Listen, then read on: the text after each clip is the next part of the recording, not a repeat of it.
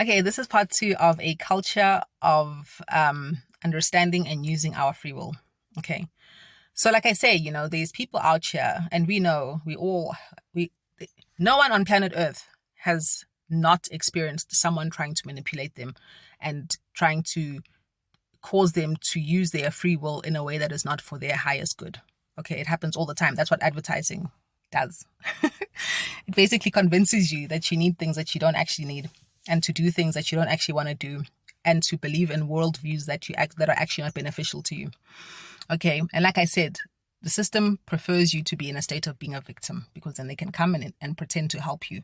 And also, you see, when you're a victim and you say, please help me, you're saying to them, whatever you seek to do to help me, I accept, right? Your free will is being turned against you. It's been weaponized against you. Okay. So like I'm saying, if you so this actually correlates to the example of my own situation that I talked about in part one, where I wanted help so that I could deal with something without undermining my authenticity. Okay.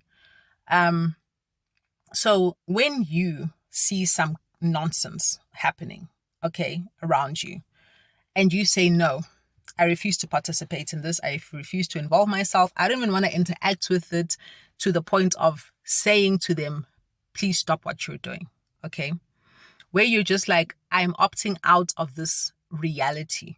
I'm not interested in participating in this reality. The universe, which is consciousness at its core, but the consciousness is then arranged in different ways. And one of them is matter, which makes up this physical world. Must participate and will help you. And in fact, this is also a way that the divine steps in. Not necessarily your spirit support team, but it could be them as well. But the creation, the nature, the ether, the forces that run this world that are invisible, because we see a very small part of what's actually existing. Our eyes are only able to register certain light frequencies, which are a very small part of the spectrum of light that is visible. It's just not visible to us. That's why cats can see things that we can't see. Dogs, bees see things based on their ultraviolet radiation. And then other animals see things based on their red light. What is it called? That's infrared radiation, okay?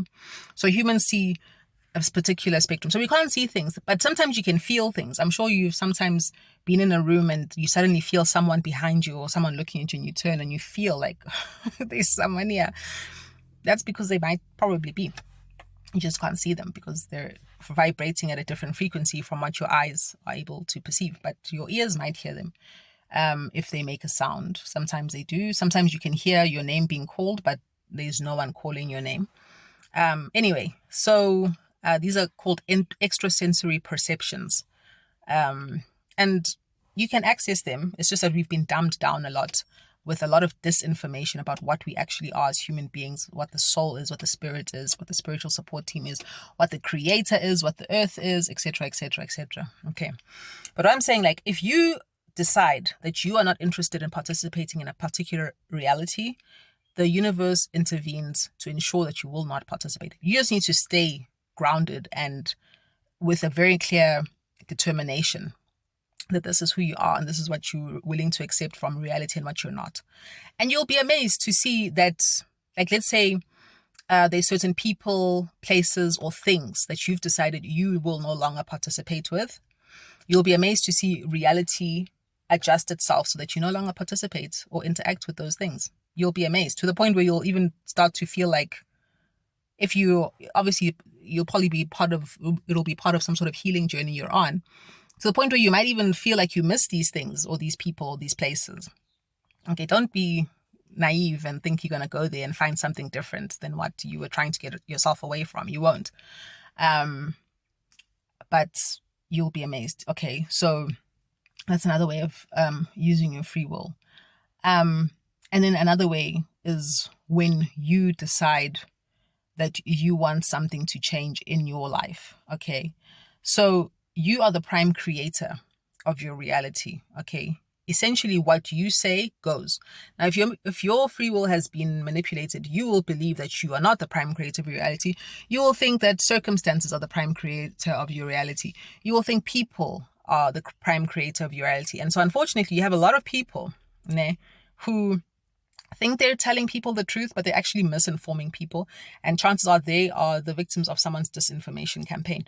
Because that's what happens. The disinformers teach nonsense and lies, and then the people that they teach then teach the misinformation. So disinformation is intentional and deliberate. Misinformation is not. You think you're telling people the truth, but you're just spreading the disinformation that you were taught.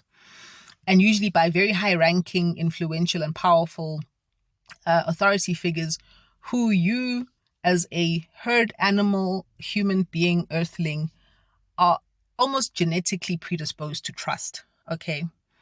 And so that's, these beings, the consciousness, they know our biology, they know our psychology completely. And that's why they are able to manipulate us. They even know like the kind of music to play to get your emotions going. They know the kind of font to use to get your emotions going. Okay. So they're very well versed in who we are. Much more than we are. And that's what role a lot of these institutions play, is to keep us stupid and unaware. And I use the word stupid deliberately because you have to be stupid to do things whose consequences are not for your highest good. Okay. So, but you can unlearn that nonsense and, be focused on doing the things that are for your good. So the other way is to decide that you want to make a change in your life. Okay.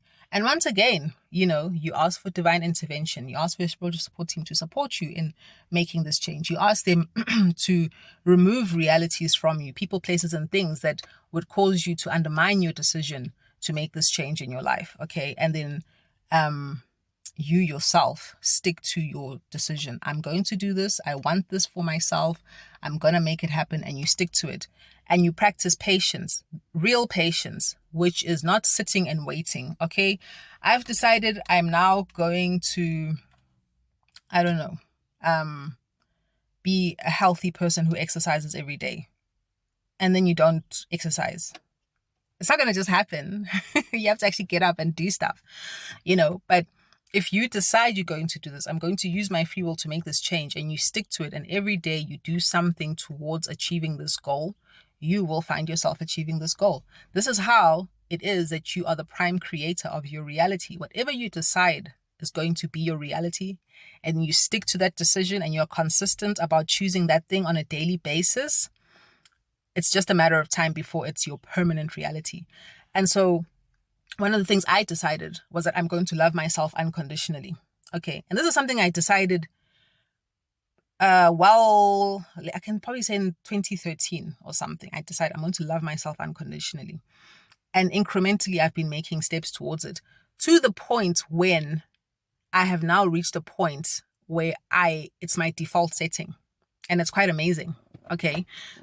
And this is why, like I said in part 1, when I asked my spiritual support team to support me in resolving an issue in such a way that I was able to remain authentic to myself, that was my unconditional love for myself at work. Okay. So all these things are interlaced. You know what I'm saying? Like, if you don't love yourself unconditionally, you will also perhaps not ask for the divine intervention unless you are in a really dire situation. You're going to feel like you have to do it by yourself because you don't deserve this divine intervention. Who are you to ask for divine intervention? You're nothing, because you've been told, unfortunately, we live in a world run by a narcissistic consciousness. And a lot of us have been exposed to narcissistic abuse, whether it's physical, emotional, psychological, financial, spiritual abuse by narcissists. And if you watch the news on a daily basis, you are exposing yourself to narcissistic abuse. You know what I mean? It's like it permeates the entire culture. If you go to church and the pastor is not telling you the truth, even though he knows the truth, you're a victim of narcissistic abuse. Okay. So it's there.